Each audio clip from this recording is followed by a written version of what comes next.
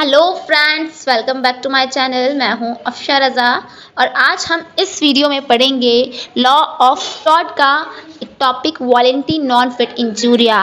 Yes, जो कि आपकी बीए एलएलबी सेकंड सेमेस्टर की लॉ ऑफ टॉड बुक्स के अंदर सेकंड यूनिट जस्टिफिकेशन इन टॉड में first chapter volenti non fit injuria है। सो गाइस, आज हम इसको पढ़ेंगे और समझेंगे बिकॉज ये एग्ज़ाम में आएगा ही आएगा, इम्पॉर्टेंट भी है, इसलिए इसको अच्छे से समझना बहुत ज़रूरी है। देन हम इसको समझेंगे भी, हाँ, बट पढ़ाई को इस तरीके से बोरिंग तरीके से पढ़ना मज़ा सा नहीं आता, राइट। तो आज हमने सोचा कि कुछ न्यू वे में पढ़ते हैं, राइट। सो चलो हम देखते हैं कौन सी न्यू वे है। चलो, तो आपको स्क्रीन पे एक पिक्चर नज़र आई, मैम्स जिसे बोलते हैं, हाँ, आजकल तो बड़ा ट्रेंडिंग है इस चीज़ों का। चलो तो हम पढ़ते हैं। ये लड़की, ये जो महाशय है यहाँ पर, ये कह रही है मेरे इतने करीब मत आओ, मत मैं बर्बाद कर दूंगी। इसके बावजूद ये गधे जो यहाँ पे खड़े हुए हैं, गधे बोले इनको, घोड़े बोले, क्या बोले, बेपंदे के लोटे बोले, हाँ, ये बोलते हैं मैं बर्बाद होना चाहता हूँ। तो इनकी इंस्ट्रक्शंस पे, इनकी आप चीज़ों पे ध्यान दें कि ये क्या कह रहे हैं, है ना। ओके जी, अब ये कहना चाह रही हैं कि मैं बर्बाद कर दूंगी और वो बेचारे गधे जो हैं ये तो बर्बाद होना ही चाहते हैं। तो इस सिचुएशन में जब आपको पता हो कि आप बर्बाद हो जाएंगे, उसके बावजूद भी आप ये चीज़ कर रहे हैं, है ना, वो खतरा मोल ले रहे हैं, जैसे कि ये बेचारे महाशय ले रहे हैं, ये बहुत बड़ा खतरा अपने सर पे ले रहे हैं। ये बेचारे, इस खतरा बहुत बड़ा है इनके सर पे, जो भी है ये, है ना, इनके सर पे बहुत बड़ा खतरा है। उसके बावजूद वो इस खतरे को अपने सर पे मोल ले रहे हैं। वही कहते हैं आप भैंस मुझे मार, आप बैल मुझे मार, वो एक कहावत नहीं है, वही है non fit injuria, volenti non fit injuria. चलो तो इसके बारे में थोड़ा सा कॉन्सेप्ट पढ़ लेते हैं। इनको यहाँ पे मरने देते हैं, बेचारे वैसे भी बर्बाद ही है। अब बात कौन सा बर्बादी, बेकार है इनका और कुछ नहीं। ठीक है जी, सबसे पहले वॉलेंटी नॉन फिट इंजूरिया के बारे में हम पढ़ेंगे, यानी कि स्वच्छता से पहुँचाई गई है खुद को क्षति। स्वच्छता से, स्वच्छता मतलब स्वयं, मतलब आप स्वयं क्या कर रहे हैं, खुद को क्षति पहुंचा रहे हैं, स्वयं आप खुद को क्षति पहुंचा रहे हैं, उसे बोलते हैं हम वॉलेंटी नॉन फिट इंजीरिया। आपको पता है कि इस काम में क्या है, आपको पता है कि इस काम में क्या है, क्षति है, स्वयं से पहुंचाई गई क्षति। आपको पता है कि क्या है, इस काम में क्षति है, क्षति है आप, और स्वयं फिर भी उसको क्षति को मोल ले रहे हैं, उसको बोलते हैं वॉलेंटी नॉन फिट इंजीरिया।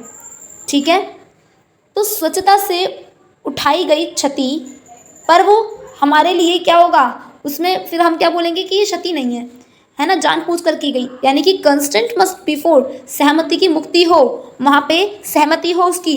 ठीक है, दूसरी चीज़ कंस्टेंट में भी एक्सप्रेस और इम्प्लीड, वहाँ पे इम्प्लीड हो, व्यक्त हो वो इंसान के, हाँ मैं इस काम को करूँगा चाहे इसमें मेरी जान ही क्यों ना चली जाए। जैसे कि सरहद पे लड़ते हैं फौजी, है ना, फौजी हो गए, या फिर फौजी के साथ साथ हो गए खिलाड़ी, है ना, वो उन लोगों को भी पता होता है बॉल हमारे कहाँ लगेगी, अगर हम मर गए तो क्या होगा, कुश्ती लड़ने वाले, तो उनको बोलते हैं वॉलेंटी नॉन फिट इंजीरिया। ये केस कब होगा, जब उनको पता है कि वो मरने वाले हैं या मरेंगे उस चीज़ के अंदर, और उसके बावजूद भी वो खतरा मोल ले रहे हैं, उसी को बोलते हैं वॉलेंटी नॉन फिट इंजीरिया।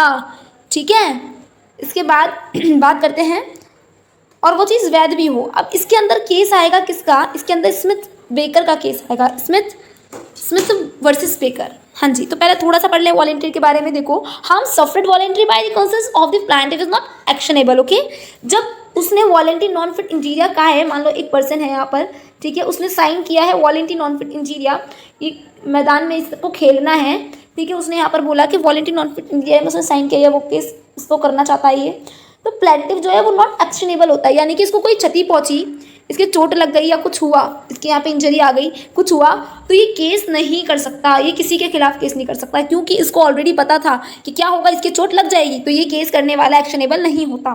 ठीक है, this principle of law is generally known as volenti non fit injuria. और इसी प्रिंसिपल को हम क्या बोलते हैं, इसी प्रिंसिपल को हम किस नाम से जानते हैं कि वॉलेंटी नॉन फिट इंजीरिया, जो इंजरी फिट नहीं है, जो किसी और की वजह से नहीं हुई, आपको पता था ये इंजरी हमें आ जाएगी, उसके बावजूद आपने उसमें पैर रखा। ठीक है, बहुत ही छोटा सा टॉपिक है पर अच्छा टॉपिक है ये बहुत।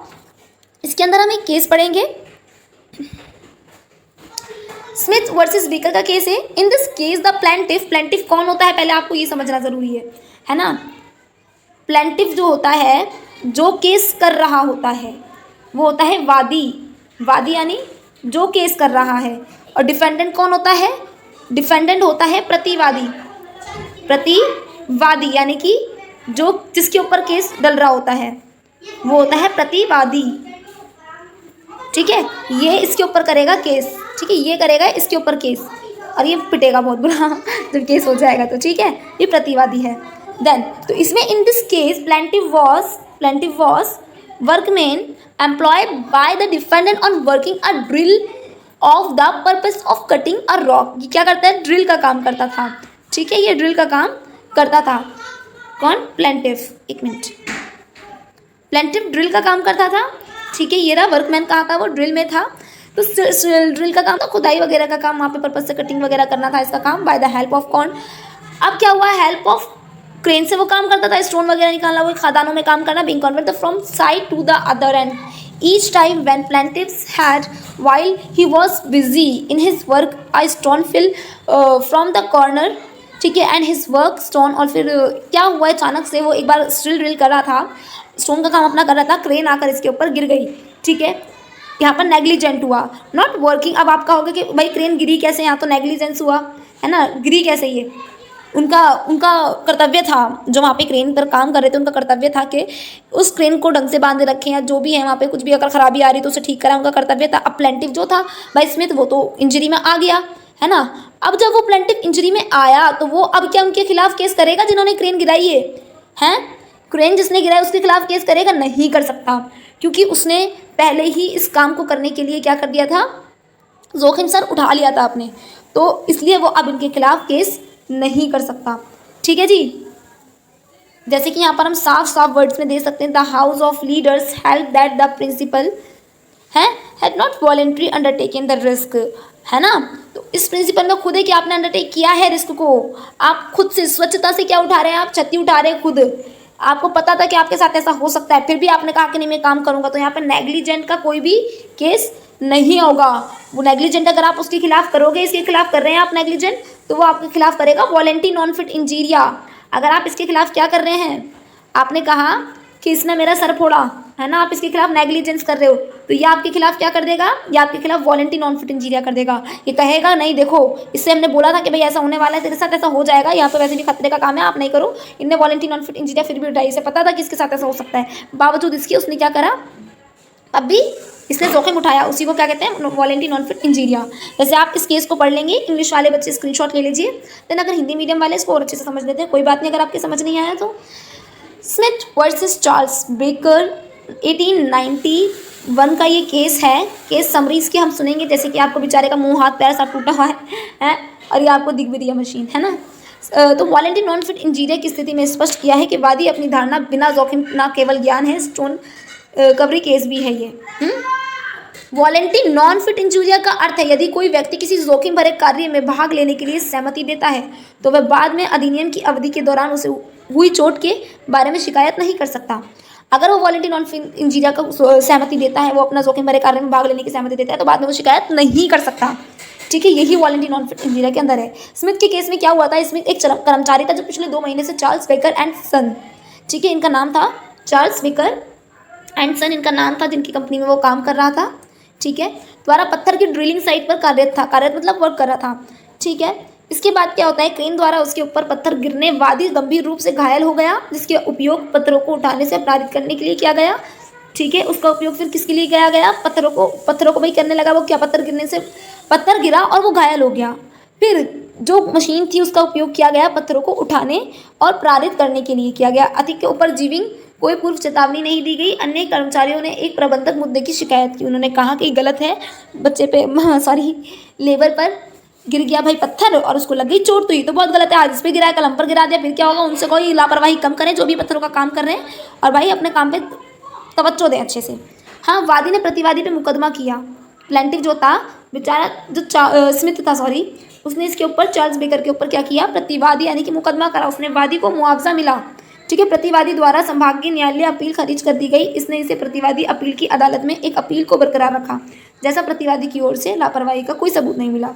अब हुआ क्या भाई ये, हाँ हुआ ये कि जो प्लेंटिव था यानी कि जो स्मिथ था, उसने चार्ल्स बेकर के खिलाफ क्या कर दिया, केस कर दिया, इसने इसके खिलाफ केस कर दिया। और जब ये केस हुआ तो जो अदालत थी, ठीक है, जो अदालत थी उन्होंने सुनवाई करी, उन्होंने हियरिंग दी कि जो ये है स्मिथ, ठीक है, इसको ये देगा मुआवजा, यानी कि कुछ कंपनसेशन देगा, ठीक है, जो कि बहुत ज़रूरी है। कौन देगा? ये देगा, ठीक है। अब ये इसका कहना ये है कि जब मेरी कोई लापरवाही नहीं है, माना कि पत्थर गिरा, चलो ठीक है, मेरे कारीगरों की लापरवाही थी, पर जब इसको पता था कि इस काम में ये काम हो सकता है, ये हो सकता है कि मुझे इंजरी आ जाए, तो मैं किस बात का मुआवजा दूँ, है ना। पर मुआवजा तो दे दिया, पर उसने बोला कि आप मुझे सज़ा नहीं दे सकते। क्यों? क्योंकि मैंने कोई गलती नहीं की। ऑलरेडी इससे कहा था वॉलेंटी नॉन फिट इंजीरिया वर्क है, तुम्हें खुद से अपने आप पे चोट पे अगर कुछ होता है तो हमारी कोई जिम्मेदारी नहीं है इसकी, उसने ऑलरेडी कह दिया, ठीक है, तो मुझे किस बात की सज़ा। और जब अदालत ने देखा कि हाँ भाई इसके खिलाफ, किसके खिलाफ? चार्ल्स बेकर के खिलाफ कोई भी सबूत नहीं है, सबूत कोई भी नहीं है, तो अदालत भी भाई बहुत वो हो गई कि अब क्या होगा।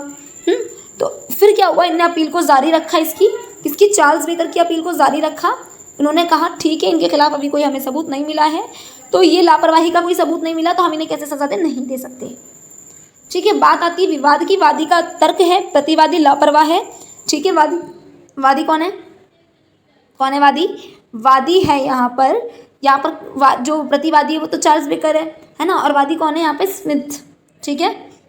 उन्होंने कहा कि जो प्रतिवादी है वो कौन है? लापरवाह है।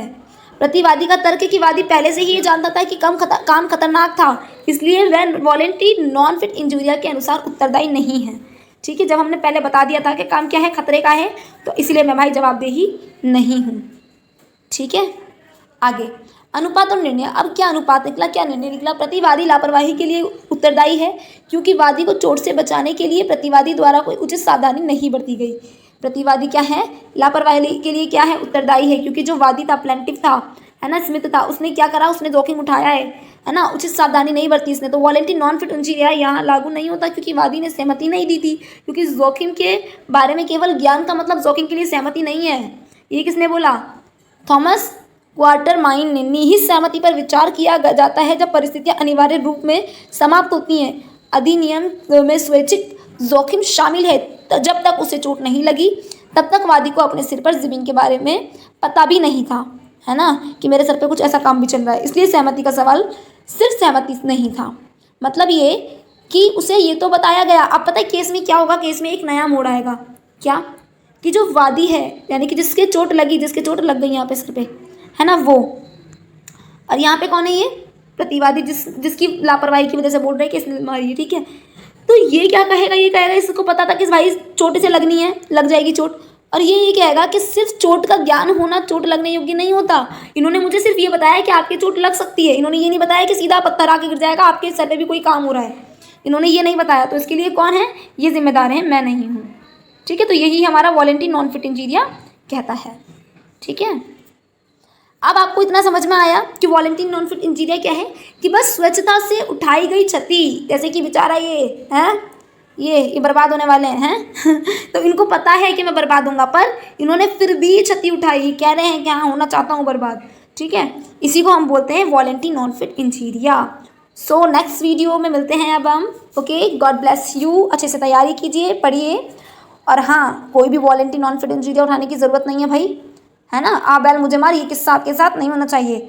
अब आपको समझ में आ गया होगा। नेक्स्ट, अगर आपने इससे पहले की वीडियो नहीं देखी, हमारी फर्स्ट यूनिट की definition, fault, damnum sine injuria, injuria sine damnum, strict liability, absolute liability, description में लिंक मिल जाएगा। आप अच्छे से उनको देखिए, समझिए, पढ़िए, शेयर कीजिए, कमेंट कीजिए, लाइक कीजिए, एंड वट एवर तो नहीं, हाँ, पर पढ़िए ज़रूर, अच्छे से पढ़िए, ठीक है। एग्जामिनेशन में आपको शीट भर कर आनी है, पता होना चाहिए एग्जामिनर को भी भाई बंदे ने पढ़ा है, ठीक है।